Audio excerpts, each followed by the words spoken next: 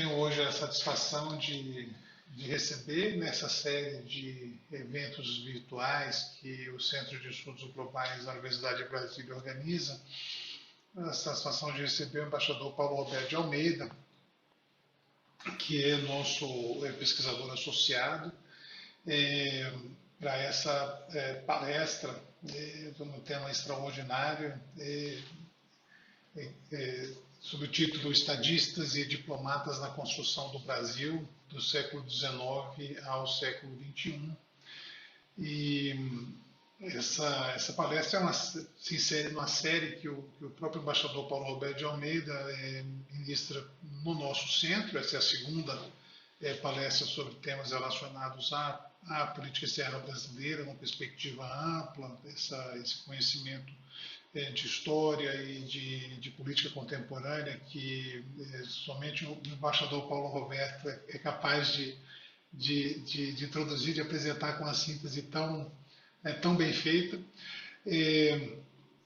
Então, nós temos essa satisfação. Me deixem, antes de apresentar, muito rapidamente uma nota bio do embaixador Paulo Roberto de Almeida, comentar muito rapidamente sobre as atividades do Centro de Estudos Globais, né? É um laboratório da Universidade de Brasília, nós chamamos um meta-laboratório, de certo modo vinculado ao Programa de Pós-Graduação em Relações Internacionais da UNB, e esse laboratório reúne grupos de pesquisa avançada que são dedicados ao estudo, ao debate e à investigação de excelência sobre temas e questões das relações internacionais contemporâneas.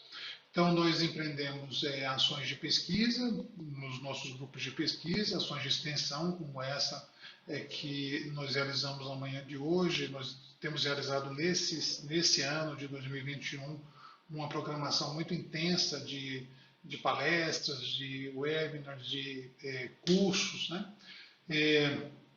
Como também ações de publicação. Entre essas ações de publicação, acho que uma das mais importantes é a publicação, a partir desse ano, final do ano de 2020, a publicação da Revista Brasileira de Política Internacional, que foi transferida para o nosso Centro de Estudos Globais. A Revista Brasileira de Política Internacional, o embaixador Paulo Roberto foi editor associado comigo durante muitos anos, é considerada a revista mais influente da área de relações internacionais do Sul, uma das mais influentes do Sul global e a mais influente da área de relações internacionais da América Latina, portanto, que é publicada a partir do final de 2020 pelo nosso Centro de Estudos Globais. É uma publicação bastante antiga, uma publicação fundada em 1958 e está, portanto, sediada desde então na Universidade de Brasília.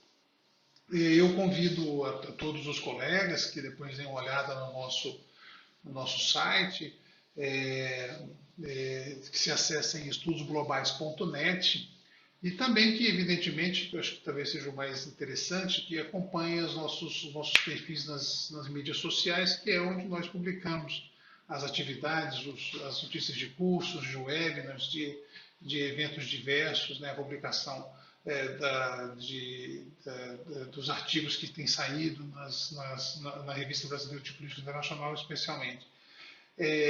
Então, feito esse disclaimer inicial, esse anúncio paroquiano inicial, né, me deixe aí sim oficialmente, talvez não fosse muito necessário, mas faz parte do nosso rito, apresentar o nosso convidado de hoje, o embaixador Paulo Roberto de Almeida, que é Senior Research Fellow do nosso Centro de Estudos Globais, um pesquisador dono de uma vastíssima obra que versa sobre história da política externa e da economia brasileira e história internacional. O embaixador Paulo Roberto de Almeida tem, como todos sabem, uma obra vastíssima, formada por dezenas de trabalhos publicados no Brasil e no exterior. E, além disso, o embaixador Paulo Roberto de Almeida é professor de Economia Política no programa de pós-graduação em Direito do Centro Universitário de Brasília, o UniCeub. Então, eu tenho a satisfação de receber agora o embaixador Paulo Roberto de Almeida para essa palestra Estadistas e Diplomatas na Construção do Brasil do século XIX ao XXI. Paulo, por gentileza, a palavra é sua. Muito obrigado, professor Antônio Carlos Lessa. Bom dia a todos os colegas, amigos, estudantes, pesquisadores, associados ou não ao centro, mas presentes a esta minha segunda conferência de um ciclo de 3 que pretendo oferecer até o começo do ano que vem, numa série de estudos que se encaixam no meu vasto leque de interesses, né, que concernem o desenvolvimento econômico e a construção de estados, o seu desenvolvimento e a sua inserção global.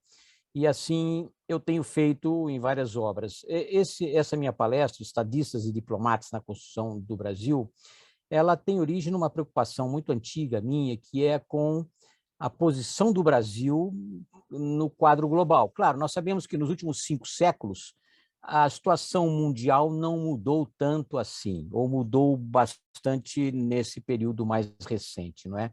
Depois dos descobrimentos, tivemos uma dominação de quase 5 séculos da Europa Ocidental sobre o mundo, e passando parte dessa hegemonia a alguns dos seus offshoots, basicamente os Estados Unidos, não é?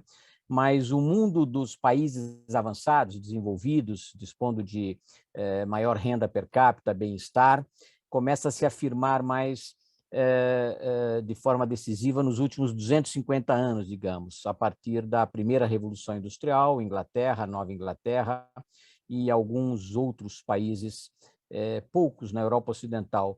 Então, o mundo não mudou muito nos últimos 250 anos, mas ele começa a mudar decisivamente a partir dos últimos 30 ou 40 anos, naquilo que pode se chamar de terceira onda da globalização. A primeira onda seria a dos descobrimentos, a das grandes navegações, a da emergência da Europa sobre regiões periféricas, sobre todo um novo continente, as Américas, e a conquista colonial, semicolonial, de partes da Ásia e basicamente de toda a África, não é? O que se consolidou no último terço do século XIX. Esse mundo não mudou muito, porque nós tivemos basicamente a mesma hegemonia da Europa Ocidental durante esses últimos 250 anos, e a periferia ficou sendo muito periferia, mas ela mudou em parte. A América Latina, que seria uma espécie de classe média nessa periferia, com grandes aspirações a ascender, infelizmente falhou nos últimos 200 anos das suas independências ibero-americanas, digamos. Ela falhou em ascender ao primeiro mundo, o chamado catch-up, não é? Como alcançar países desenvolvidos. Um dos grandes economistas do desenvolvimento, um dos primeiros economistas do desenvolvimento, aliás, desde o final dos anos 40, Gunnar Myrdal, sueco, ele fez uma pesquisa no final dos anos 50, publicada em meados dos anos 60, sobre o desenvolvimento das chamadas regiões periféricas, né? O livro dele se chamou Asian Drama, o drama asiático. Para ele, a Ásia era sinônimo de pobreza, mais do que de pobreza, de miséria abjeta, pelo menos na Ásia do Sul, não é? Índia e países do Índico, etc. E a América Latina, para ele, estava destinada a, em pouco tempo, alcançar os países da Europa Ocidental, não é? Havia também, nessa época, aquele famoso estudo de um americano, o Walt Rostow, as etapas do crescimento econômico, as várias etapas da área agrícola para a área industrial, serviços, capacitação científica, todos eles prenunciando um brilhante futuro para a América Latina nessa altura dos anos 60. Não é? E o fato é que nós acompanhamos, desde então, uma inversão de papéis na economia, na política, na geopolítica e na tecnologia mundial. A Ásia, que até o início dos anos 60 tinha apenas 4% de participação no comércio global, passou a ter atualmente mais de 20%. Né? E a América Latina, que tinha 12% aproximadamente exportação de commodities, ela recuou para 4%, ou seja, a América Latina estagnou praticamente e a Ásia decolou. E aí eu venho para a minha exposição de hoje. Não foi por falta de projetos de desenvolvimento, de crescimento, de participação na economia global, de construção de um Estado moderno, de desenvolvimento social, que fez com que o Brasil e muito da América Latina estagnassem nesses últimos 150 ou 200 anos, a despeito da industrialização, não é? Então, eu tive a preocupação de examinar alguns desses projetos de construção do Brasil, não é? Estadistas, diplomatas, acadêmicos, escritores, políticos mesmo, fizeram, desde a independência do Brasil, não é? Nos últimos 200 anos, projetos. E é isso que eu vou, então, desenvolver com vocês. Quais foram os meus 20 ou 21 escolhidos para examinar obra, pensamento e ações, não é? Alguns puramente acadêmicos, jornalistas, intelectuais, políticos, diplomatas, não é? São esses as personagens que escreveram e promoveram projetos para a construção do Brasil. E vocês vejam que praticamente não tem nenhum dirigente nacional, não é? Tem o José Bonifácio, evidentemente, que esteve mais próximo disso, Oswaldo Aranha também como ministro, Santiago Dantas, Eugênio Goudin, alguns poucos ministros, não é? Mas a maior parte são intelectuais, jornalistas, professores, etc. Não tem nem Pedro I, nem Pedro II, nem o Vargas, não é? Nem os presidentes da última fase republicana a partir da era Vargas, não é? Então, são essas pessoas que eu examinei e com foco especialmente naqueles projetos que eles formularam para a construção do Estado, para assegurar uma certa ordem política, não é, sem a qual um Estado não pode funcionar, e depois com a apresentação de programas ou projetos ou intenções sobre reformas políticas, reformas econômicas, reformas educacionais, tecnológicas, e muitos desses projetos foram frustrados ou foram realizados apenas em parte, não é? Então, vamos ver, então. Eu começo com o Hipólito, a quem eu chamo de primeiro estadista da nação. E vejam que ele saiu do Brasil muito cedo, não é?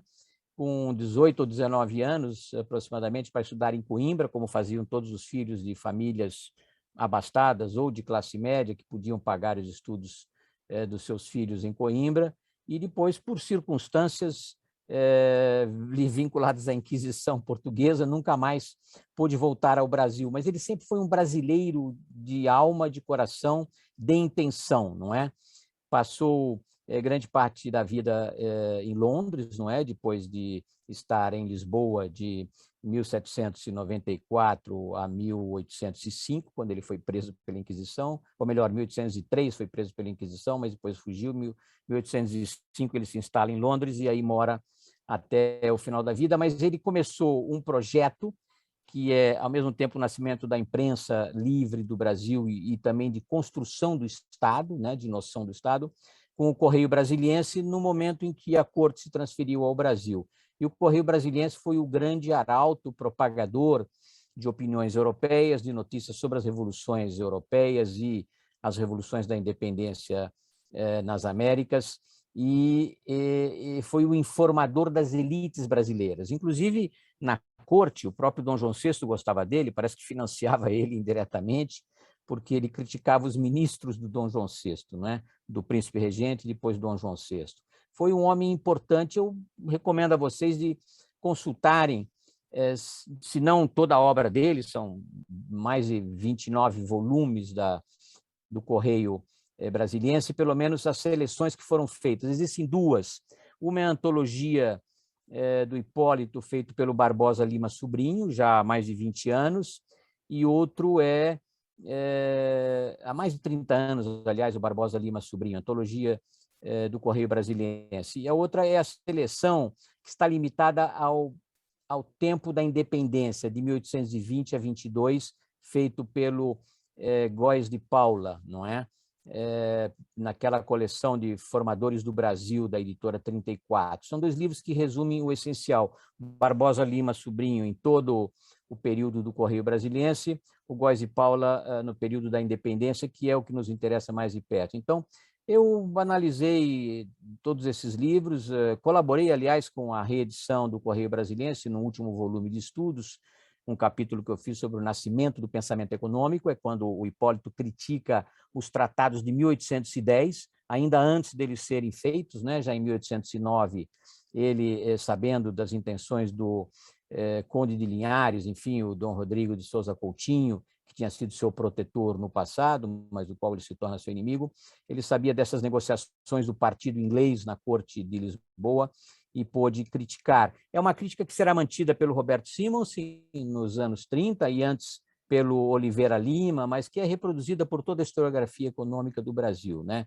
A ideia de que a tarifa inglesa, né, de 15%, até menor do que a tarifa aplicada aos produtos portugueses, prejudicou a industrialização do Brasil, impediu, o que não é bem verdade. Não é a tarifa apenas que impediu o Brasil de se desenvolver no plano industrial, como acreditam muitos desenvolvimentistas, muitos cepalianos, não é?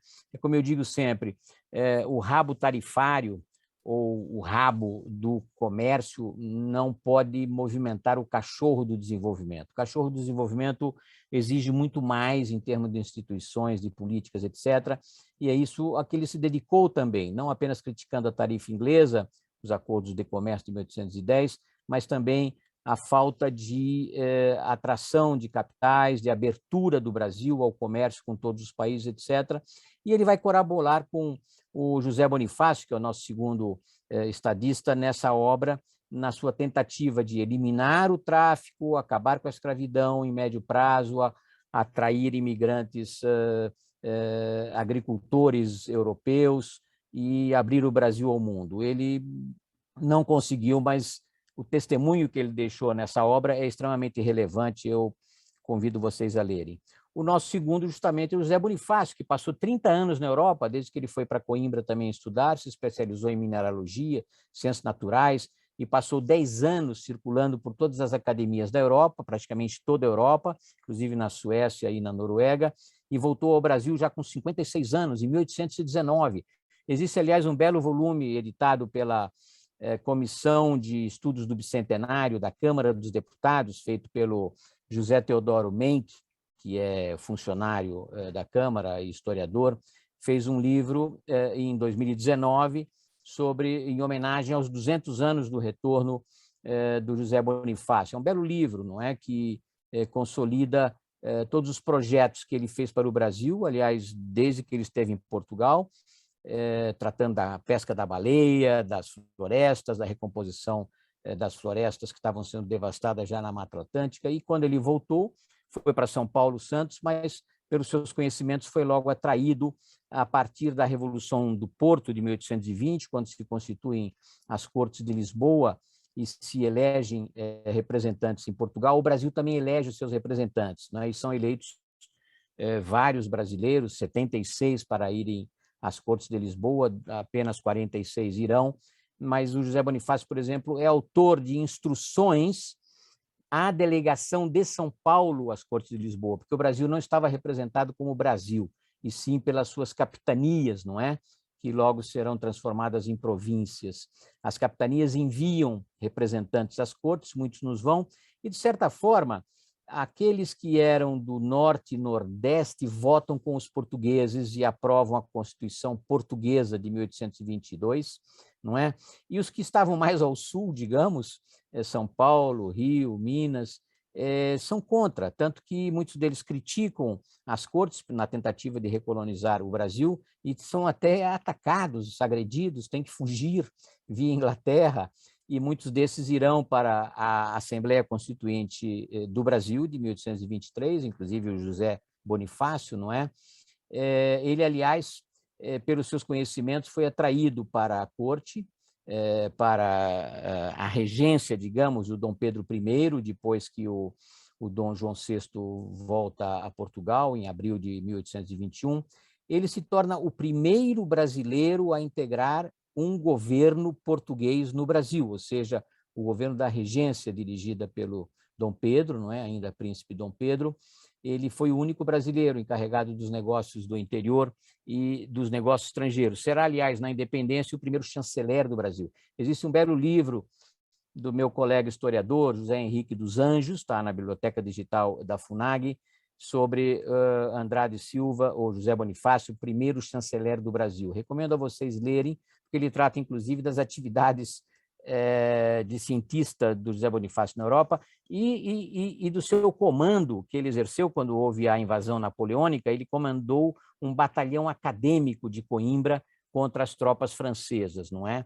E logo depois, quando os ingleses derrotam as tropas napoleônicas, que tomam conta, digamos, de Portugal. Ele fica trabalhando em Portugal durante quase 10 anos, né? Só volta em 1819, e no espaço de 2 anos ele vai conduzir um processo maciço de construção do Estado, afastando seus inimigos maçons, não é? A outra linha maçônica que ele persegue, manda prender, vários vão para lá o exílio, e ele oferece projetos para a Constituinte. Existem vários escritos sobre isso, existem editados pelo Jorge Caldeira ou pela Miriam Donikoff, livros sobre os projetos de construção da nação pelo José Bonifácio. Basicamente isso, acabar com o tráfico e a escravidão, como queria o Hipólito, e um projeto ingênuo, talvez, mas muito ambicioso, de civilização dos índios, não é?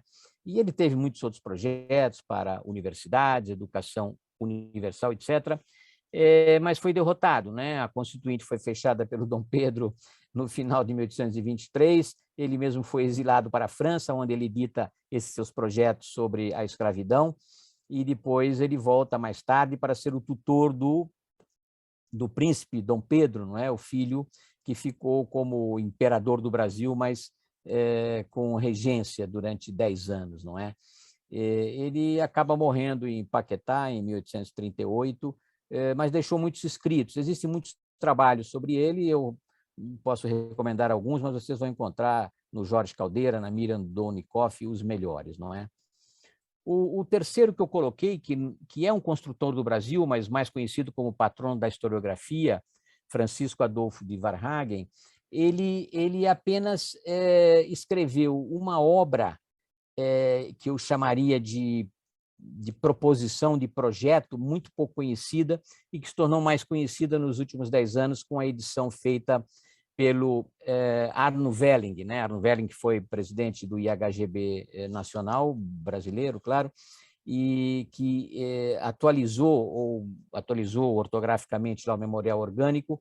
E em 2016, quando eu era diretor do IPRE, ou até antes de eu assumir lá no IPRE, para comemorar os 200 anos do nascimento dele, 1816, né? Nasceu em Sorocaba, onde o pai dele, que era alemão, estava construindo uma espécie de siderúrgica, não é, muito mal administrada, por sinal, disse o José Bonifácio, quando passou por lá, já em 1820, ele nasceu em Sorocaba, depois estudou em Portugal, ficou lá, fazendo seus estudos, entrou numa carreira militar em Portugal, mas depois se sentiu brasileiro e quis voltar ao Brasil, teve que ser renaturalizado no início dos anos 40, quando ele se torna secretário do IHGB. O IHGB surgiu em 1838, não é?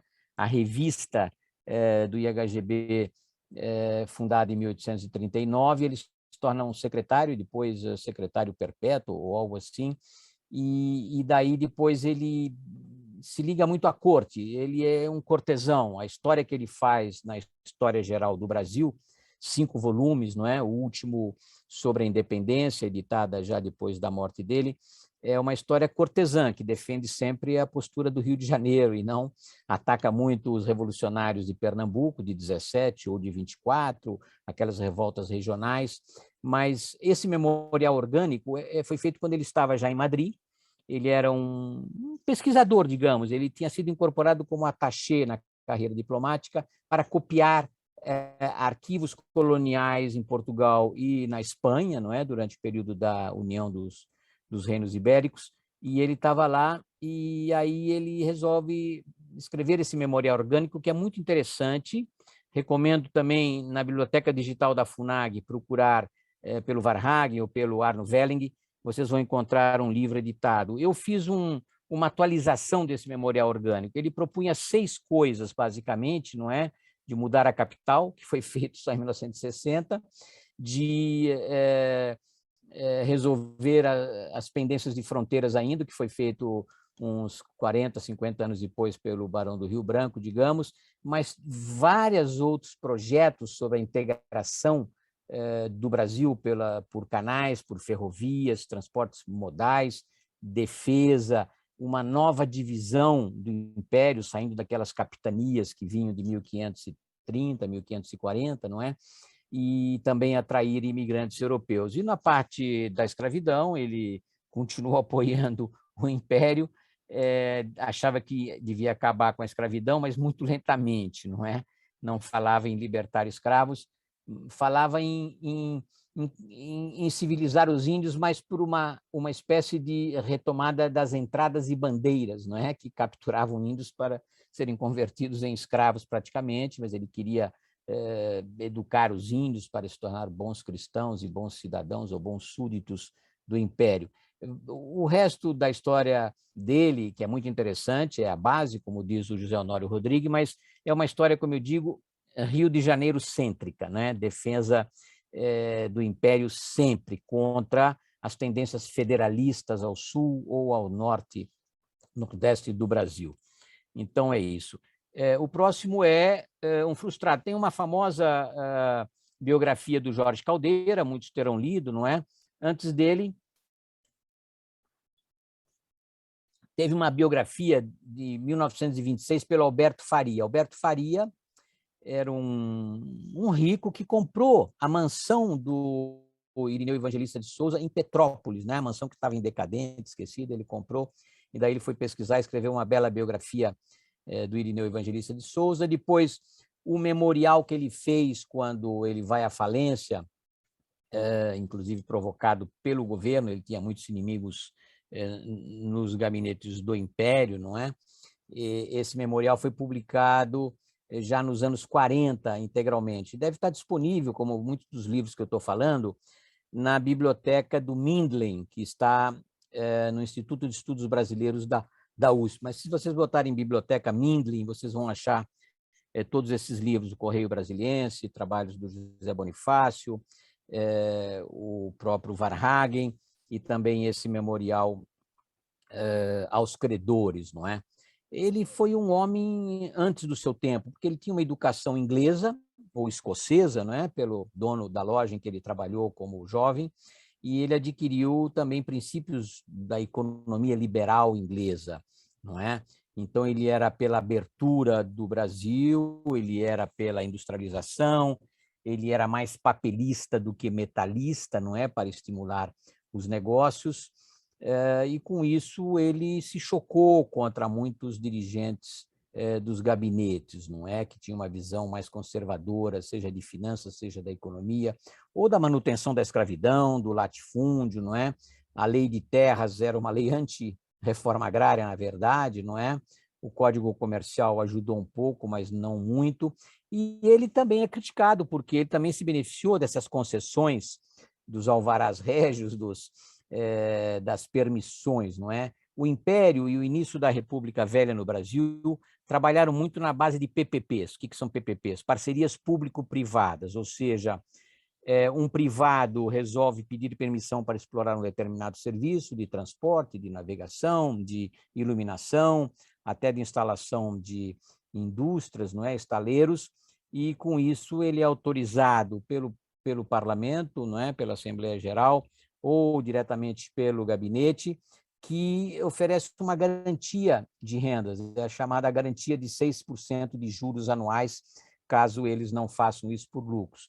Todas as ferrovias no Brasil, instaladas pelos ingleses, inclusive a primeira pelo próprio Mauá, não é? A ferrovia do Porto de Mauá a Petrópolis, foram feitas na base de PPPs, ou seja, obtida a concessão, a pessoa investia, um sindicato de credores, os banqueiros ingleses investiam dinheiro, mas o Império entrava com aquela dotação de 6% do investimento anual como rendimento, não é? Muitos fraudavam as contas para dizer que estavam em prejuízo e recebiam todo o dinheiro. Não muito diferente do que muitos fazem hoje. Aliás, o PT, nos seus governos, aprovou um projeto de PPP.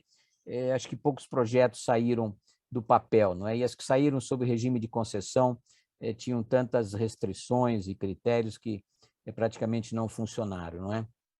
Mas ele tem essa autobiografia, ele tem essa biografia do Jorge Caldeira, que é muito interessante, né? Mostrando como ele foi um empreendedor inovador, mas faliu também porque teve surpresas. Aliás, ele foi o financiador do Império.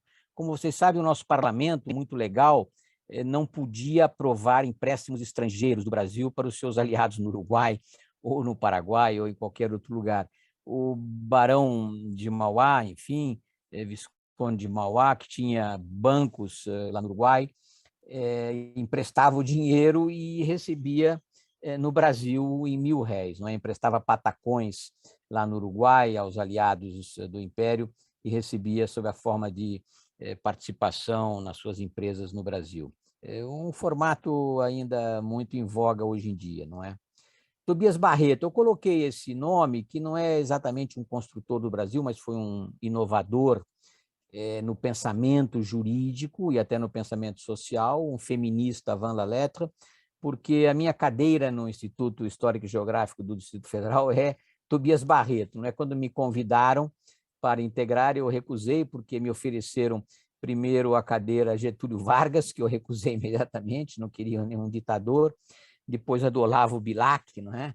Aquele poeta nacionalista, patrioteiro do início do século XX, também recusei, porque não sou especialmente admirador dos patriotas, mas o Tobias Barreto é um anarquista, um libertário, não é?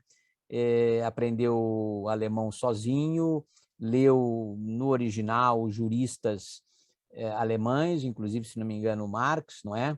E foi um pensador original, porque ele lia os estrangeiros, lia os brasileiros, mas ele tinha suas próprias ideias e não se eximia de criticar. Fez jornal em alemão, lá no interior do Alagoas, não é? Poucos devem ter lido, se algum. E era um darwinista precoce, não é? E defensor dos direitos dos pobres contra as elites. E, por isso, ele foi punido pelas elites, como foi o Joaquim Nabuco, não é? Ambos foram eleitos uma vez como deputados, mas depois não tiveram uma segunda vez. Eles eram muito avançados para os seus colegas conservadores das assembleias estaduais, no caso do Tobias Barreto, ou para a Câmara Federal, no caso do Joaquim Nabuco, não é? Tem uma biografia muito boa do meu colega do Uniceuba, Arnaldo Godoy, que fez um estágio no Instituto Max Planck, na Alemanha, e aí consultou os originais alemães que o Tobias Barreto leu e propagou, e fez uma bela biografia, acho que vale a pena ler esse livro, não creio que esteja disponível online, porque é de uma editora de Curitiba, se não me engano, da Apres ou de alguma outra, mas é uma obra excepcional, porque não apenas coloca o Tobias Barreto no seu contexto, como faz uma atualização do pensamento dele para os debates de hoje, né? Muito se fala da escola do Recife, o Vamiré Chacon, professor da UNB, do CEUB, tem trabalhos sobre a escola do Recife, Gilberto Freire também. Vale a pena ler o Tobias Barreto. As obras dele foram editadas pelo Estado de Alagoas, obras completas. Acredito que se pode achar no Google muitas dessas obras, não é como eu achei, mas eu retirei em biblioteca meus livros.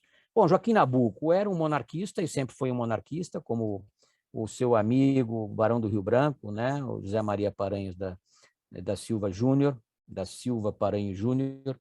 Ele tentou melhorar o Brasil. O grande projeto dele, evidentemente, foi o abolicionismo. Ele ficou muito chocado ao constatar que mesmo empresas inglesas no Brasil, e a Inglaterra já tinha abolido o tráfico desde o final do século XVIII, e aboliu a escravidão nas suas colônias nos anos 30 do século XIX, mas empresas inglesas no Brasil e em outros lugares usavam trabalho escravo nas minas de Minas Gerais, etc.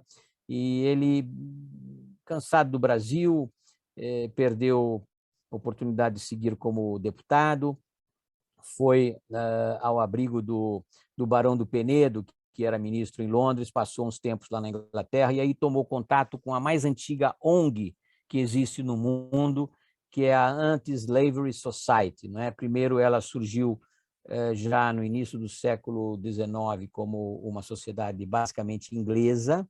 Depois, quando a Inglaterra liberta seus escravos, ela se torna uma ONG internacional, digamos. E é interessante constatar que o Brasil nunca deixou de figurar nos relatórios anuais da Anti-Slavery Society. Antigamente como traficante, como escravocrata, e depois, já na abolição, continuou figurando nos relatórios anuais pelo que se chama de trabalhos análogos à escravidão, não é? Trabalho forçado nas fazendas do interior, etc. Mas ele, em Londres, tirou esse livro, O Abolicionismo, que foi editado em Londres, em português.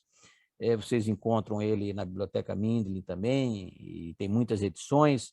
O Evaldo Cabral de Mello retoma muito das obras do Joaquim Nabuco, mas o abolicionismo ele considera uma obra básica, não pela campanha abolicionista em si, mas porque se trata de uma análise do Brasil. Para o Evaldo Cabral de Mello, o abolicionismo é o primeiro tratado de sociologia do Brasil, analisa toda a nossa história na era colonial e no Império, exatamente, como resultado da escravidão.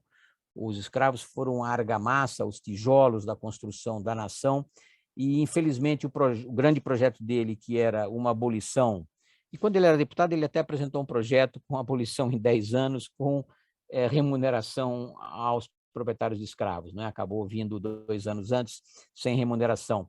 Mas ele queria uma abolição com reforma agrária e distribuição de terras não apenas para os escravos libertos, mas para os pobres do interior, não é? Porque a Lei de Terras, de 1850, tinha proibido a concessão de terras públicas, não é só mediante compra, o que era uma maneira de obrigar os imigrantes a trabalharem nas fazendas dos grandes proprietários, café ou outras culturas, não é? Mas ele, depois da proclamação da República, fica isolado, escreve aqueles 3 volumes em homenagem ao seu pai, não é? Um estadista do Império, que é uma história do Império Brasileiro, assim como é aquele volume da História Geral da Civilização Brasileira, pelo Sérgio Buarque de Holanda, que é dedicado à política do Segundo Império. São 2 livros absolutamente indispensáveis para quem quiser fazer pesquisa sobre a história política do Império, Nabuco e Sérgio Buarque de Holanda. Não é? E existem outros livros, evidentemente, para outros aspectos sociais, econômicos do Império. Eu mesmo fiz um grande estudo de pesquisa histórica nos arquivos do Rio de Janeiro sobre a diplomacia econômica do Brasil no século XIX.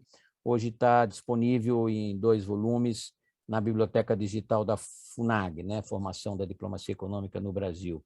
E depois ele vai para a Inglaterra como ministro, ele é designado até pelo Rio Branco para defender os interesses do Brasil na arbitragem sobre a Guiana Inglesa, e o Rio Branco fornece muitos materiais para ele. Tudo isso está nas obras completas do Rio Branco, que foram editadas em 2012, pela FUNAG também, em 12 volumes, se não me engano, que tem os trabalhos que o Rio Branco fez, não só para a questão de Palmas ou das missões, como também para o Oiapoque, evidentemente, defendido na Suíça contra a França, e depois, sobre a Guiana, ele forneceu muitos materiais ao Joaquim Nabuco, que perdeu o caso, em parte, não é? Porque o rei Vitório Emanuele atribuiu mais terras que eram brasileiras ao Império Inglês, por razões próprias de allegiance, digamos, ao grande império dominante no início do século XX, não é? Mas ele tem vários outros livros, inclusive sobre o Chile, Balmaceda.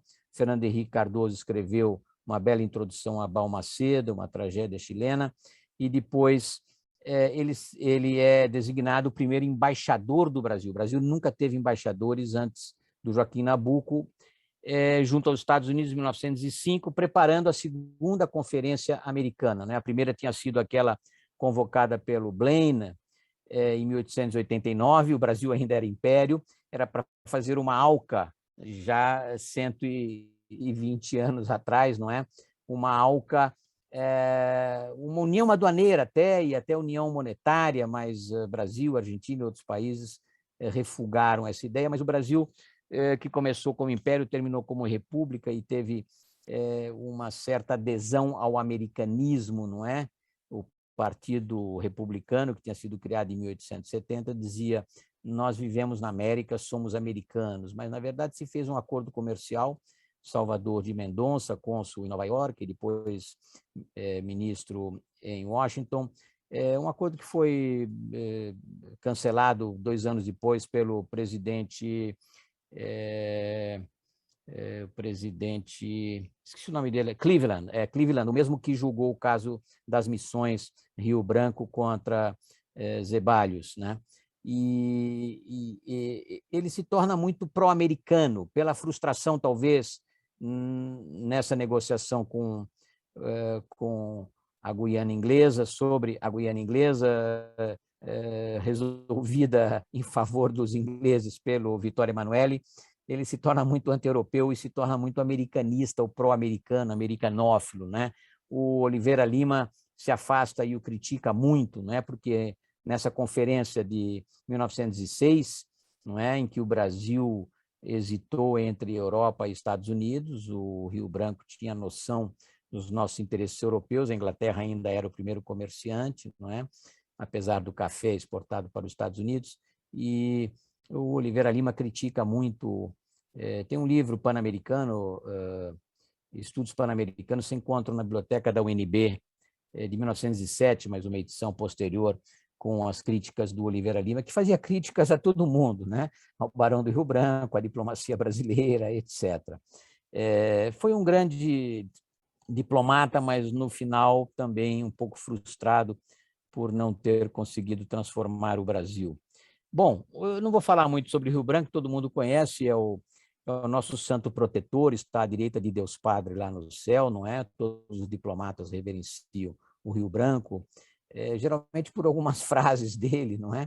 Mas uma delas é particularmente adaptada às circunstâncias atuais, talvez, mas que era uma frase do pai dele, o Visconde do Rio Branco, que eu acho muito melhor do que o filho, enfim, foi um grande estadista, não é?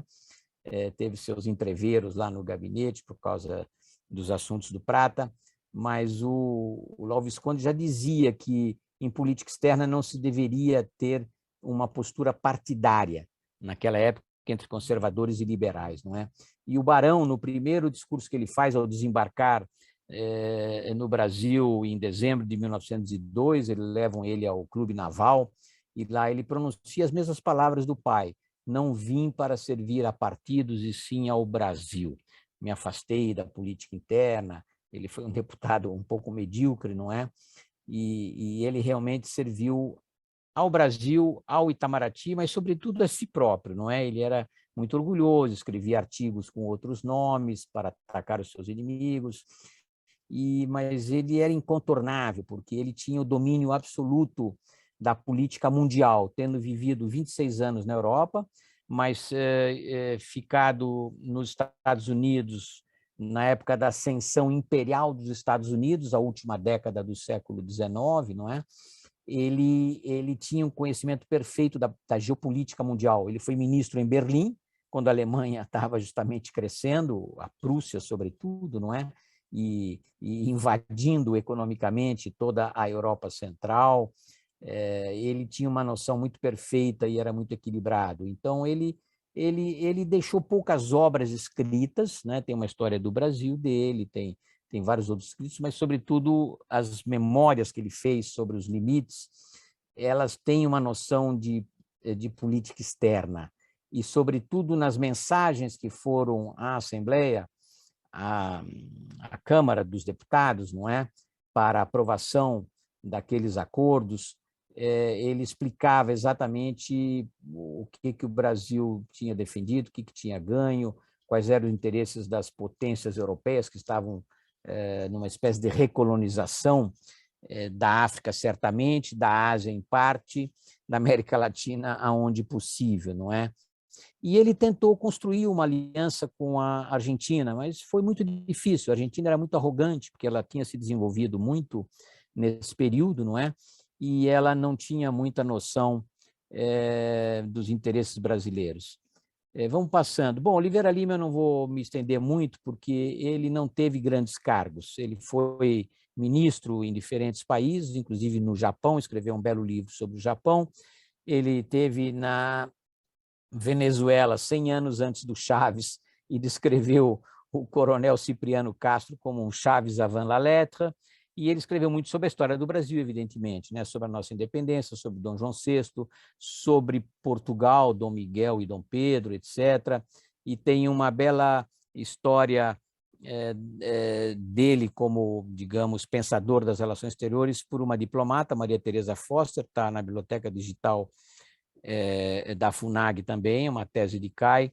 Eu também escrevi muito sobre ele, enfim, acho que ele é o maior historiador diplomático do Brasil, não é? O Fernando Gouveia, que morreu já há algum tempo, tem uma biografia em 3 volumes dele. Ele brigou com todo mundo, como eu disse, não é? Porque ele não perdia a oportunidade de criticar quem ele achava que estava errado. Vamos passar, porque já estamos avançando. O Rui Barbosa, também não vou me estender muito, todo mundo conhece. Os baianos acham que ele é o homem mais inteligente do Brasil até hoje. Existem controvérsias a respeito, né? Outros acham que foi o Santiago Dantas, ou mais recentemente o José Guilherme Melchior, mas ele foi um conselheiro do Império, era monarquista também, mas se tornou republicano pelo federalismo, ele era a favor do federalismo, e na proclamação da República ele praticamente escreve a Constituição, ou contribui muito fortemente, Estados Unidos do Brasil, né? Mas a Federação do Brasil não tinha nada a ver com a Federação Americana, não é? Ele defende os revoltosos da Armada, o Floriano o persegue, ele se esconde em Buenos Aires, depois em Londres, e depois ele é o iniciador, talvez, da diplomacia multilateral do Brasil na segunda conferência da Haia. O nosso colega Carlos Henrique Cardim, professor da UNB também, tem só não esse livro, A Raiz das Coisas, sobre o Rui Barbosa diplomata, mas também a correspondência telegráfica entre o Rui Barbosa e o Barão do Rio Branco na Haia, durante a conferência, e tem muita coisa interessante lá, né?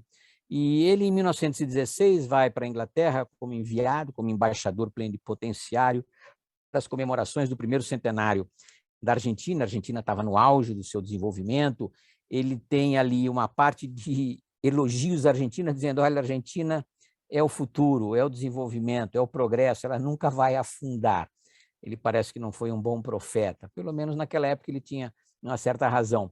Mas é ali também que ele desenvolve esses conceitos de direito internacional sobre o neutralismo, né? A Bélgica tinha sido invadida pelo Império Alemão na Primeira Guerra, ele condena, ele acha que o Brasil não poderia ser neutro nessa disputa, teria que defender os países neutros contra o crime, não é? E esse é uma das bases, assim como a postura dele na Haia sobre o soberanismo, igualdade das nações, a postura dele sobre o dever dos neutros, é o segundo nome desse livro, é uma das bases da diplomacia brasileira. Essa postura será lembrada pelo Oswaldo Aranha, em 1942, quando novamente a América se vê atacada, os Estados Unidos em dezembro de 41, a Bélgica mais uma vez invadida desde 40. O Oswaldo Aranha reproduz as posições do Rui Barbosa para justificar uma postura mais incisiva do Brasil, acaba rompendo com o eixo, mais adiante a declaração de guerra, não é? Monteiro Lobato, enfim, é mais lembrado pela literatura infantil, mas ele foi o maior jornalista da primeira metade do século XX, não é? Ele escrevia em todos os jornais, Estado de São Paulo, o Jornal do Chateaubriand no Rio, e todas as lutas dele passavam por artigos de jornal. Jeca Tatu, petróleo, ferro, investimentos, editoras, não é? Ele tinha um interesse particular porque ele era criador de uma companhia editora nacional. Ele não era muito dado a negócios, ele faliu várias empresas, não é? Ficou devendo dinheiro para familiares e para os acionistas, não é? Mas ele era um idealista, acabou sendo preso pelo Estado Novo, porque agrediu o presidente do Conselho Nacional do Petróleo, não é? Mas ele era um cara também um pouco deslumbrado pelos Estados Unidos. Ele esteve lá enviado pelo Otávio Mangabeira, chanceler do Washington Luiz, de 1928 a 31, e ele se encantou com o Ford, que era um nazista, né? Mas aquele homem do Fordismo, das técnicas modernas de produção, tanto que o Ford afundou várias outras empresas de automóvel, não apenas nos Estados Unidos, mas na Europa, né? Os automóveis antes eram quase que artesanais. Quando ao fazer uma linha de montagem, estilo Charlie Chaplin, né, no Modern Times, ele revolucionou a indústria, não só automobilística. Ele visitou Detroit, não é? Foi recebido pelo Ford, e então ele queria que o Brasil imitasse os Estados Unidos. Tem até um romance sobre o presidente negro, que é um romance racista, diga-se de passagem, né? Futurista, distópico, mas ele tinha razão, talvez antes do tempo. Ele é o homem do petróleo é nosso, muito antes que isso aparecesse nos anos 50, não é? Oswaldo Aranha é considerado pelo embaixador Rubens Recupero o segundo mais importante chanceler da história republicana do Brasil, depois do Rio Branco, que, como eu disse, é o nosso santo protetor, não é? Mas o Oswaldo Aranha, justamente como jovem estudante de Direito no Rio de Janeiro, recebeu o Rui Barbosa quando ele voltou de Buenos Aires, em 1916, fez discursos, e aí ele no começo era integralista, como foram muitos nacionalistas brasileiros interessados no desenvolvimento.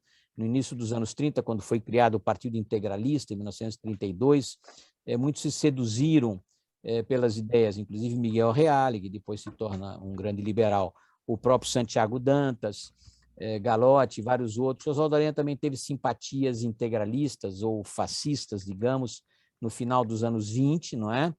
Aquela coisa de que o Mussolini fazia os trens andar na hora.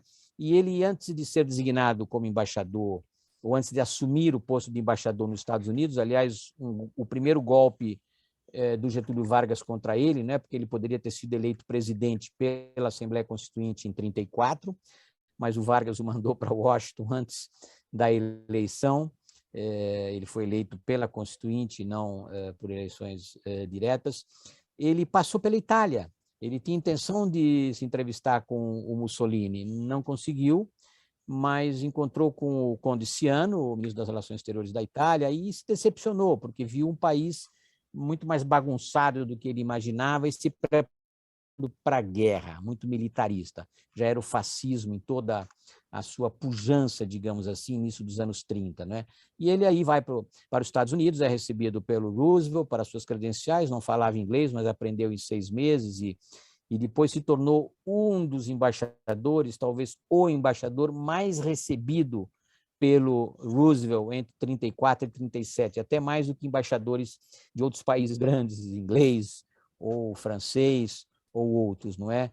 Ia para casa particular, não apenas na Casa Branca, mas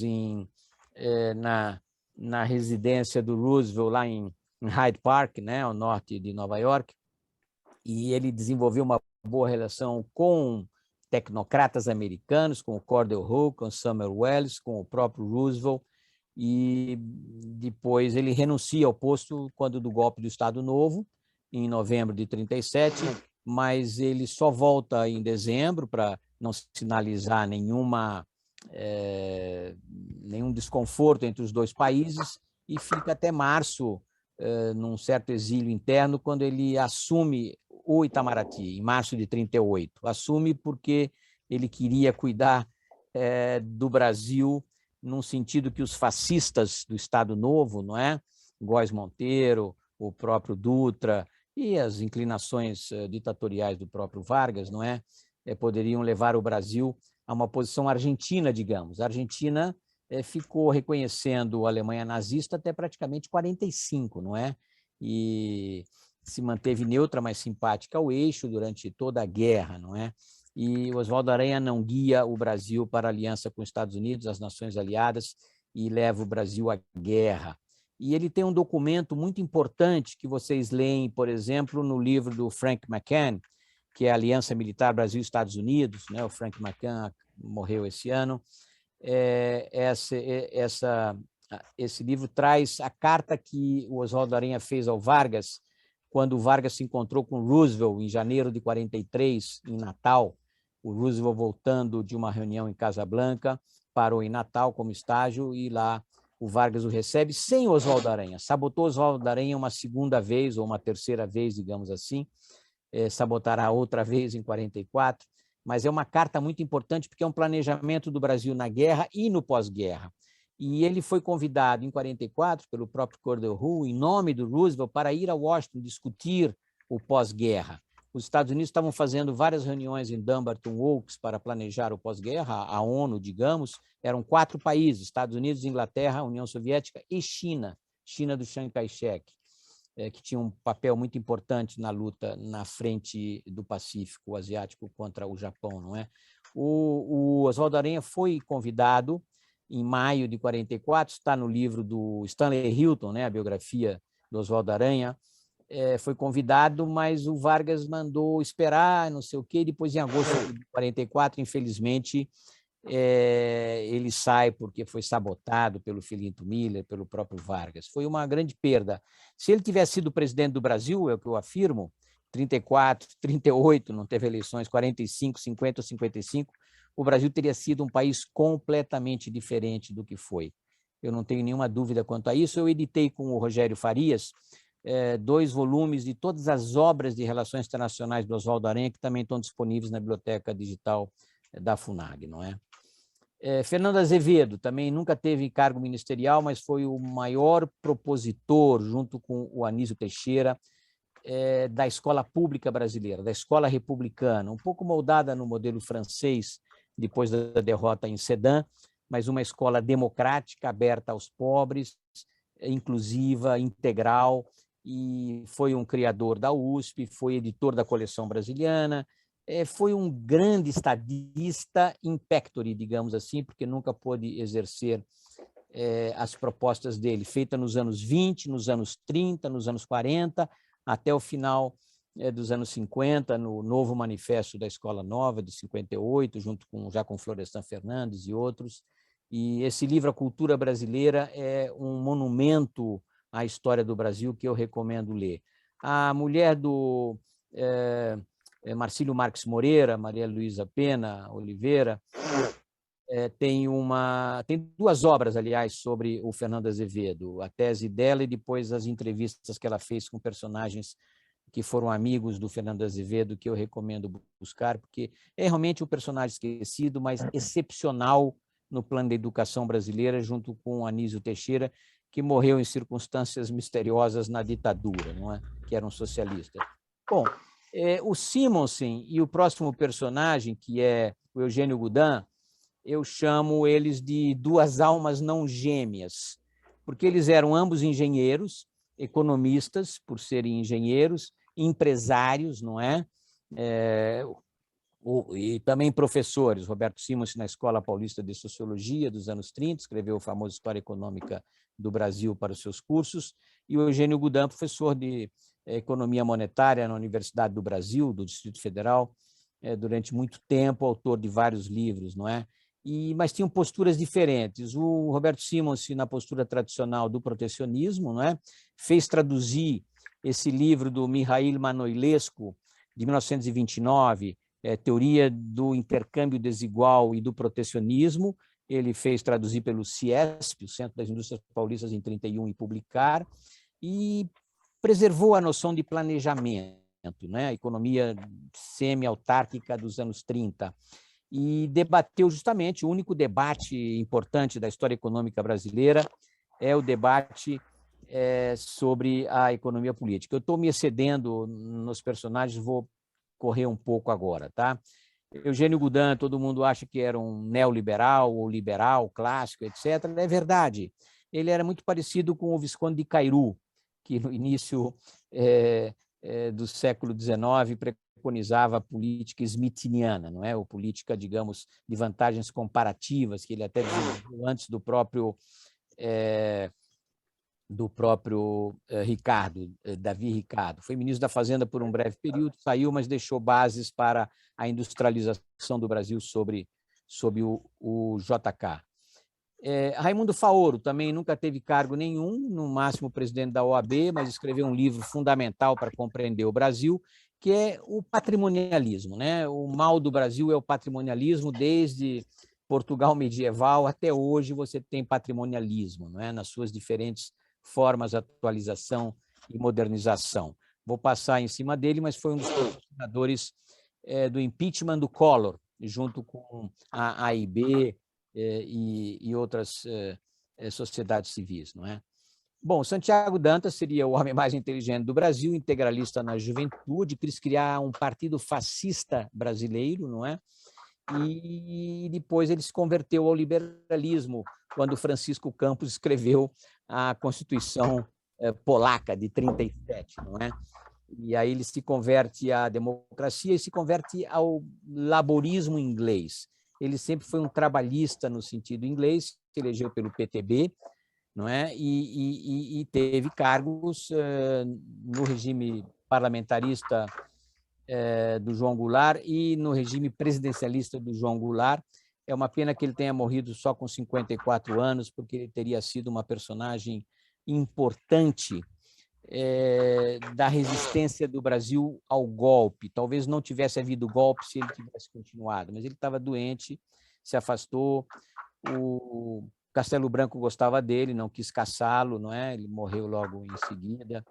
E tem muitos livros sobre ele na biblioteca da FUNAG, vocês vão encontrar muita coisa sobre ele, sobretudo sobre a política externa independente. E tem a biografia do Pedro Dutra, não é? É o primeiro volume, até 45 apenas. Bom, o Afonso Arinos, daquelas velhas famílias patrícias de Minas Gerais, né? O irmão dele foi assassinado em algum momento, teria sido presidente do Brasil, o Virgílio de Melo Franco, mas foi assassinado.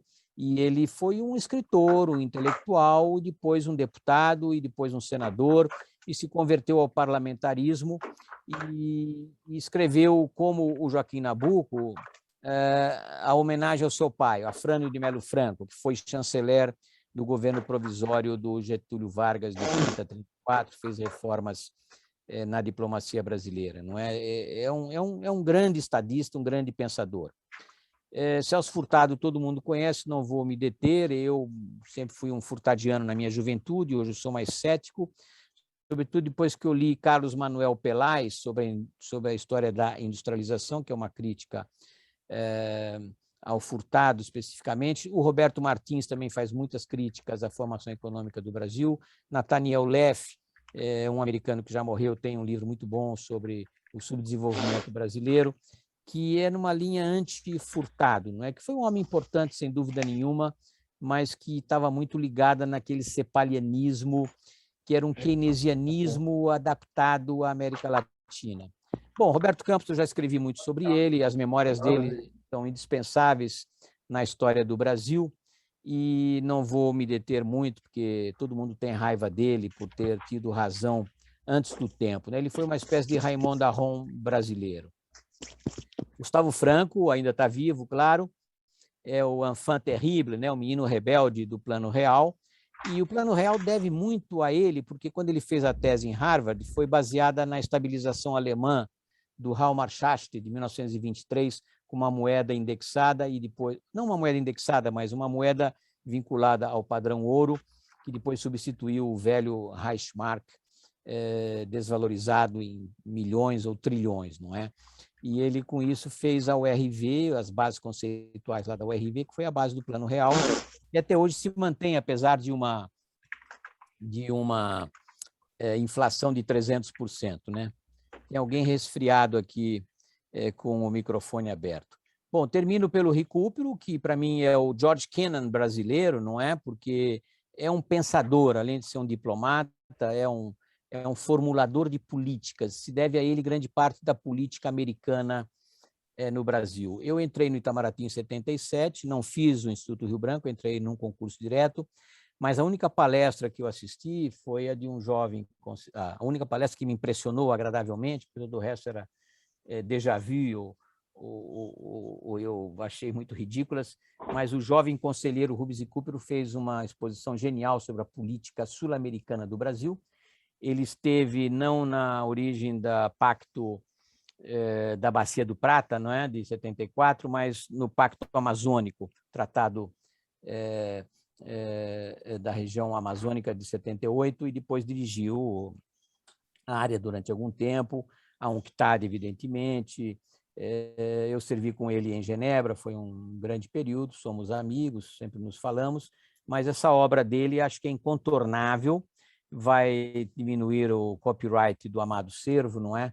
Porque é uma obra realmente indispensável para entender a diplomacia do Brasil por alguém de dentro, não é? Bom, então, desculpa aí pela longa exposição, 1 hora ou quase isso, exatamente. Estou aberto a perguntas. Muito obrigado, pessoal.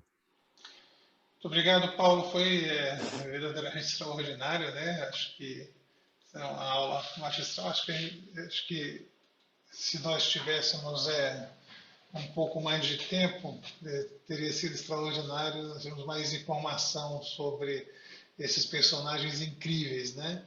Esses homens fundadores da trajetória do Brasil. Pelo momento, nós não temos perguntas registradas aqui no nosso chat. Me deixe ver se estão chegando ou não. Eu postei informações sobre as atividades do nosso Centro de Estudos Globais. Me deixem, enquanto eu faço, reitero algumas dessas informações. Pode ser que alguns dos colegas possam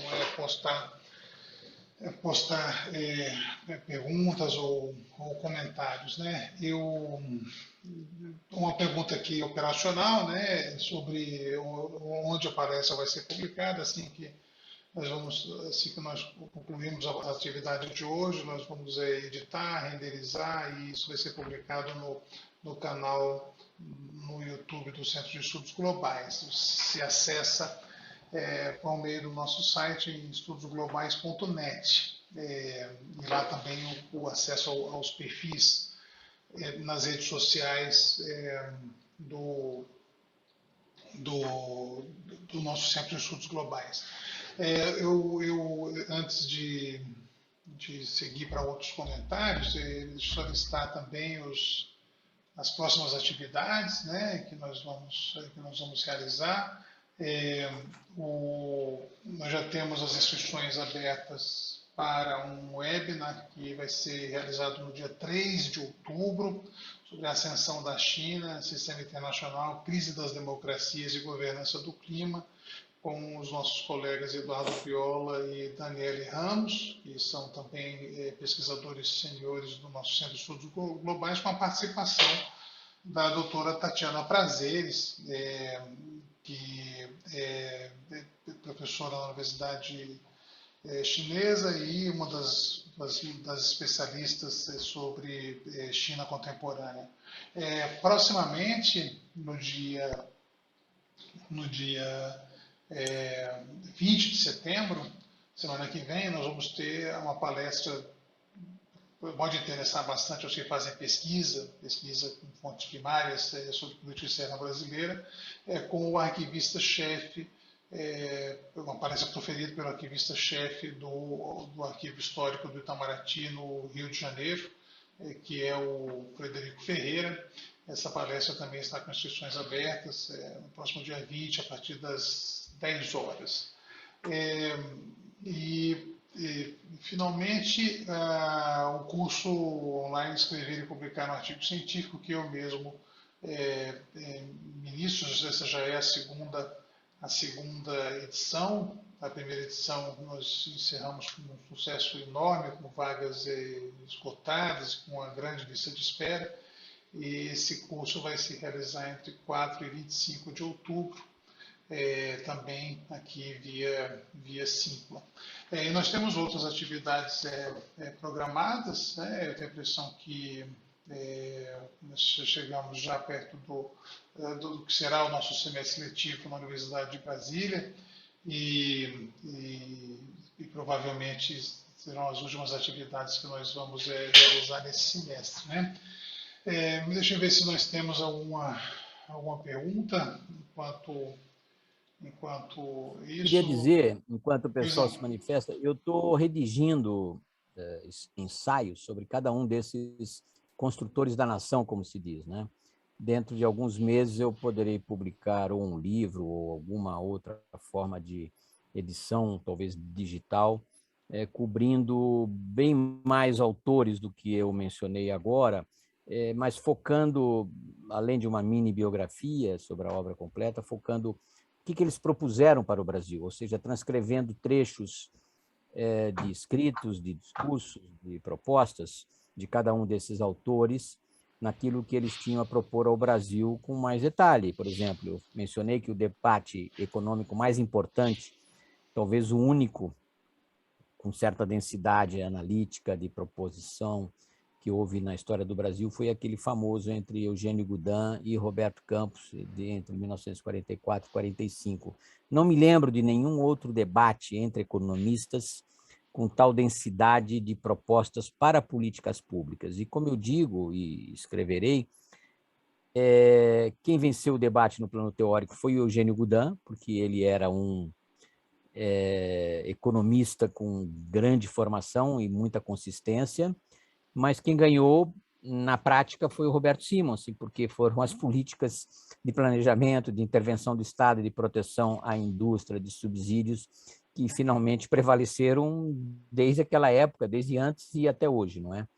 Então, eu vou poder abordar cada um desses autores e suas propostas de forma mais completa num livro que deve estar pronto até o final do ano. Eu vi algum relato aqui no bate-papo. Do José, na verdade é mais uma Alves, provocação quais as José expectativas Alves. para o futuro do Brasil nas relações internacionais? Bom, eu acho o seguinte, nós não teremos o Bolsonaro em 23, certamente não, acho que é impossível, a menos de um desastre completo, não é? Teremos o Lula ou um outro. Então, qualquer que seja o presidente, nós vamos voltar a uma política externa normal, mas vai demorar muito tempo para recuperarmos a nossa credibilidade. A nossa imagem foi destruída pelo Bolsonaro, pelo Ernesto Araújo, a quem eu chamo de chanceler acidental, pela família de esquizofrênicos e aloprados, não é? Pelos assessores. Então, o mundo vai esperar que o Brasil prove que não vai destruir a Amazônia, que não vai matar índio, que não vai perseguir jornalistas, que não vai tentar fazer tudo essas coisas horríveis que o Bolsonaro vem fazendo. Então, isso vai demorar. Para recuperar a confiança do mundo, vai demorar pelo menos 2 anos. Ou seja, o Itamaraty vai ter que trabalhar muito, mas vai ter que ser secundado pela política interna para que a gente ganhe confiança. Eu leio também aqui o Marçal, que escreveu: pela fala do senhor, nota-se que há um vácuo de pensadores estadistas no Brasil.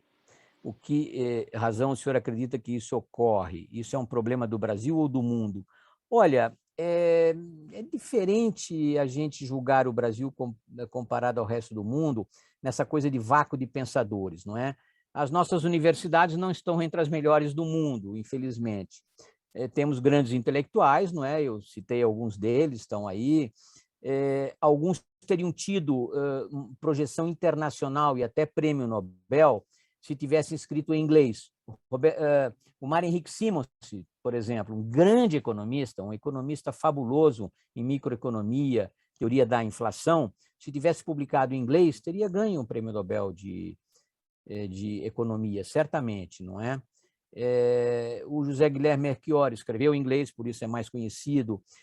O problema de pensadores estadistas é o problema das crises. O Brasil é um país excêntrico, ou seja, você nunca teve envolvido, desde a Guerra do Paraguai, em nenhuma grande guerra do Brasil. Você teve envolvimento lá na Primeira Guerra, muito pouco, digamos, e na Segunda Guerra também um pouco, digamos assim. E uma grande projeção, né, como grande exportador, meio ambiente, certamente, não é? Floresta, índios, carnaval, tudo isso deu um grande nome ao Brasil, mas nós não tivemos as crises que tiveram. A Europa teve guerras contínuas nos últimos 5 séculos, né? Inclusive as 2 do século XX, devastadoras para o mundo. E os Estados Unidos se envolveram em muitas guerras. Então, nos momentos de crise, crise econômica nacional, crise externa, conflitos entre estados, guerras civis, elas permitem ou elas suscitam o surgimento de pensadores, não é? Na angústia da crise, você tem propostas de pessoas angustiadas que querem promover o desenvolvimento do Brasil, não é?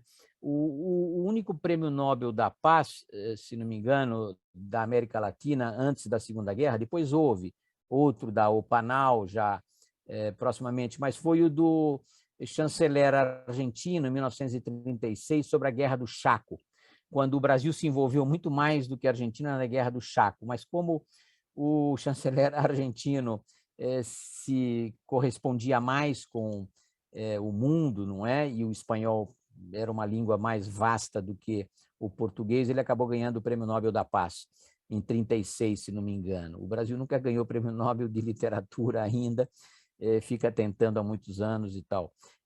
Pensadores, estadistas, dependem de respostas a crises, não é?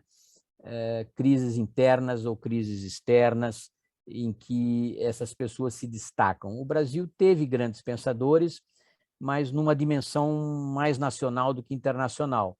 Internacional tivemos Carlos Chagas na ciência, não é? O físico de partículas atômicas, esqueci o nome dele agora, não é? Enfim, nós tivemos grandes personagens que aumentaram o estoque de conhecimento científico da humanidade, mas não, digamos, na dimensão, no volume, na qualidade de pesquisadores europeus, em grande medida, americanos, alguns asiáticos, não é? E de Prêmio Nobel da Paz eu só conheço Lula, que tentou, não é? Fez um acordo Irã, Turquia, Brasil, do programa nuclear iraniano, numa tentativa de ganhar o Prêmio Nobel da Paz, mas falhou, digamos assim, porque não era a boa solução que o P5+1 pretendia para a crise do programa nuclear iraniano, entende? O Dom Helder Câmara, na sua defesa dos direitos humanos durante a ditadura, foi cogitado para o Prêmio Nobel da Paz, e o Brasil, a diplomacia brasileira, fez campanha contra ele, não é? Eu estava no exílio nessa época, lutando contra a ditadura, e me lembro bem que o Itamaraty foi mobilizado para promover a boa imagem do Brasil nas exportações, na economia, na atração de investimentos. Até na primeira conferência sobre meio ambiente e desenvolvimento em Estocolmo, 72, eu estava na Suécia lavando prato, por sinal, para pagar meus estudos na Bélgica, o Brasil defendeu uma posição poluidora, chamando as indústrias dos Estados Unidos e da Europa, venham poluir o Brasil, que temos espaço, etc. Depois é que nós nos convertemos num paladino, num país protagônico na área do meio ambiente. Foi um processo duro, não é? Desde antes do Collor. A Conferência do Rio, a segunda, em 92, foi um sucesso para o Brasil, em termos de estadismo também, e depois nós fizemos vários outros avanços nessa área, criamos o BASIC, etc. Tudo isso foi destruído ao rés do chão pelo Bolsonaro. Vai ser muito difícil recuperar isso, como eu disse, vai exigir muito trabalho da diplomacia brasileira. Tem mais alguma pergunta? Não. Lessa? Muito obrigado, Paulo. O físico de partículas era o Cesare Lattes, talvez? Exatamente. Exato, que dá o nome à plataforma de currículos do CNPq. Realmente é considerado o maior cientista brasileiro, entre aspas, de todos os tempos, né? Enfim, foi o que nós tivemos mais próximos de ganhar o Prêmio Nobel de Física. Dizem que o Chagas estava sendo cogitado, mas foi sabotado por colegas brasileiros que não gostavam dele, não é? Não duvido nada, isso é bem típico, porque nós fazemos a Academia Brasileira, né? Bem, Bom, bem brasileira. o Roberto Campos foi cogitado 2 vezes para ser chanceler, do Figueiredo e do Collor, foi sabotado pelos diplomatas, pelo Silveirinha em especial. O Melchior também foi cogitado para ser chanceler, mas o Collor só lhe ofereceu o Ministério da Cultura, ele preferiu não vir ao Brasil, inclusive por razões financeiras, digamos, tinha filho estudando em essa universidade. Se o Melchior tivesse sido chanceler na era Collor, ou depois, digamos, não é, Fernando Henrique ou outros, mas ele morreu logo em 91, não é? É uma grande tragédia, como a do Santiago Dantas. Ele teria feito uma diplomacia ainda mais ousada do que nós tivemos, que é uma diplomacia muito pedestre, digamos, eu acho, não é? Nossa diplomacia ela está muito colada no protecionismo, no subvencionismo, no estatismo brasileiro, e daí o Brasil não tem a projeção que os países asiáticos tiveram, justamente por se vincularem ao comércio internacional. E eu termino por aqui, porque eu já não digo depois de 500 anos, depois de 200 anos que nós somos independentes, não cabe nenhuma culpa aos portugueses. Nós mantivemos o tráfico e a escravidão durante 30, 60 anos e nós mantivemos uma postura estatizante, restritiva na área da economia durante toda a República, né? Lei do Similar Nacional, proteção à indústria, uma aversão ao capital estrangeiro, ou seja, Nós dependemos do capital estrangeiro, nós amamos o capital estrangeiro, mas odiamos o capitalista estrangeiro, não é? Então, vocês vejam a Ásia, que era sinônimo de miséria para o Gunnar Myrdal, ela, em 30, 40 anos, ela mudou a face do mundo. E a China, que, a despeito do grande império do passado, da contribuição científica à humanidade, era um país subdesenvolvido, miserável, 80% da população no campo e talvez 60% ou 70% de analfabetos até os anos 50, e, no entanto, ela deu um salto enorme. Não graças ao maoísmo, graças ao capitalismo, né? Os chineses falam do socialismo com características chinesas, não é verdade. É capitalismo com características chinesas. O Partido Comunista é o partido dos mandarins chineses, dos bons administradores. Não vale nada saber as obras completas do Marx, e sim o Peter Drucker, os grandes economistas, não é? O livro do Giovanni Arrighi, que muitos conhecem, né? Adam Smith vai a Beijing, é um livro muito bom, que eu recomendo ler. O título é completamente errado. Não é o Adam Smith que vai a Beijing, é a China que vai à Escócia, tá? Partindo desse pressuposto, vocês têm a explicação do desenvolvimento da China. Muito obrigado, Lessa.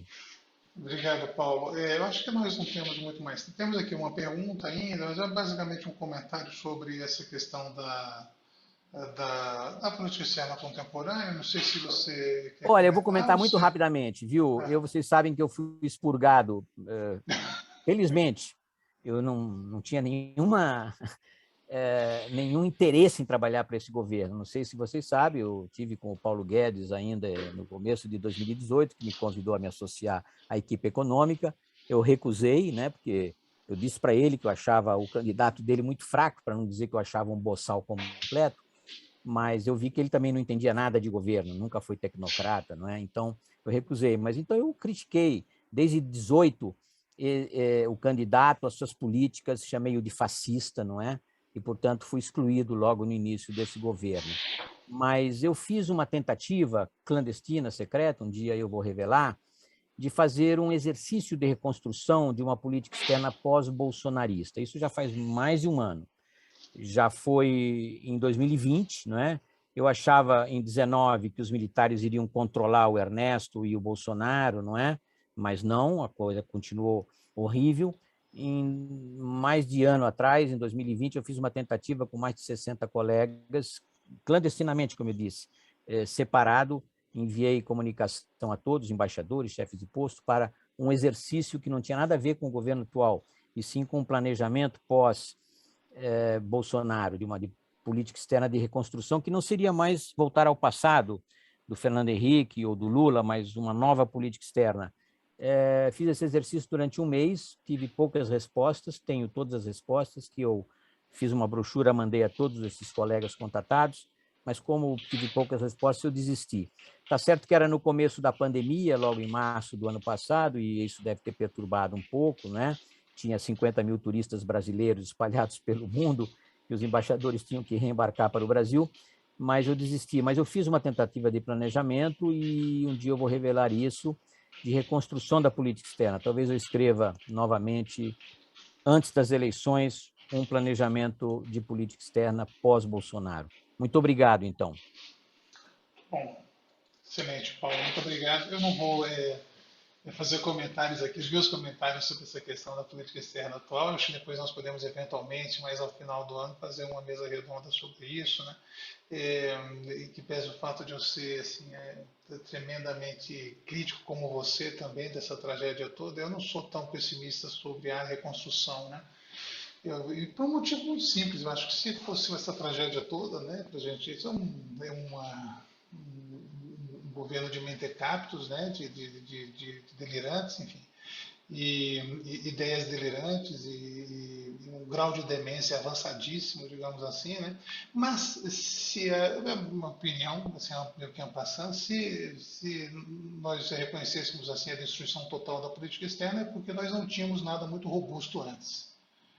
Esse é o meu argumento. Então, assim, ou nós tínhamos uma catedral, né? E uma catedral não se demole com um bando de mentecaptos, tá certo? De dementes delirantes, né?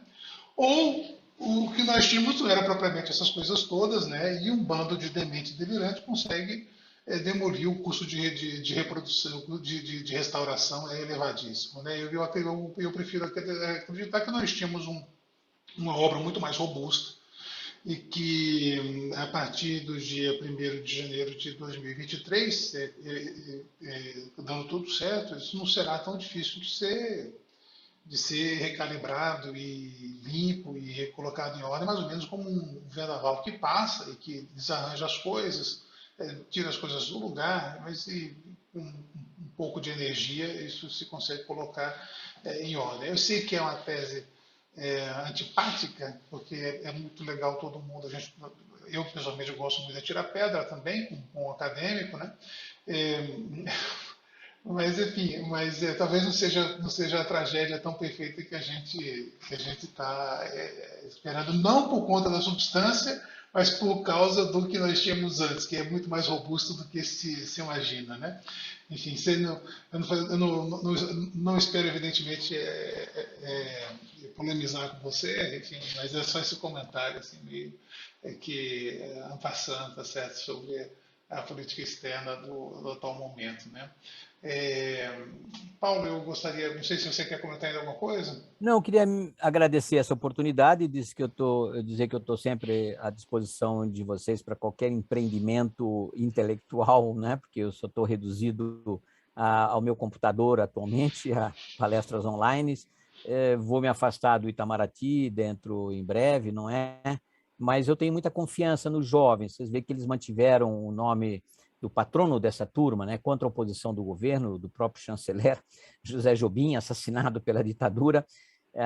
Eu sei que eles sofreram muita pressão, eu mesmo aconselhei-os a não fazer absolutamente nada, não é? E eles não fizeram, ou seja, mantiveram o nome e houve uma posse clandestina, digamos assim como o Ernesto fazia discursos clandestinos para os seus amigos e colegas. Então, haverá uma reconstrução, sim, mas o Itamaraty não é tão democrático quanto vocês pensam, ele é muito feudal. Eu sempre chamei o Itamaraty de feudal, nunca tive problema em dizer isso. Então, haverá uma reconstrução, mas ela será conduzida pelos barões da casa, pelos políticos no poder, mas a nova geração, acredito que saberá introduzir novos conceitos que nós, da velha geração, não conseguimos introduzir. Eu, pelo menos, sempre fui um dissidente na casa. Nenhum dos meus livros é recomendado para os exames, para o concurso de ingresso, não é? Porque eu não partilho das posições da casa. Mas muito obrigado pela oportunidade e até a próxima vez. Muito obrigado, Paulo. Enfim, agradeço oficialmente, né, e a sua palestra extraordinária, essa aula magistral sobre o pensamento brasileiro, uma etapa da sua obra vastíssima, né? Vamos esperar com impaciência a produção desse livro, com os perfis anotados, criticados, né? Eu tenho a impressão que vai ser um marco realmente na nossa literatura. Eu agradeço muito a sua generosidade de participar conosco desse processo de publicação do nosso Centro de Estudos Globais, dos eventos do nosso Centro de Estudos Globais. Agradeço também aos colegas, a todos que vieram na manhã de hoje, né, e que estiveram conosco aqui conversando com Paulo Roberto de Almeida. Muito obrigado a todos. Paulo, muito obrigado. Um grande abraço a todos. Um bom dia e boa semana. Bom dia, até a próxima vez. Tchau.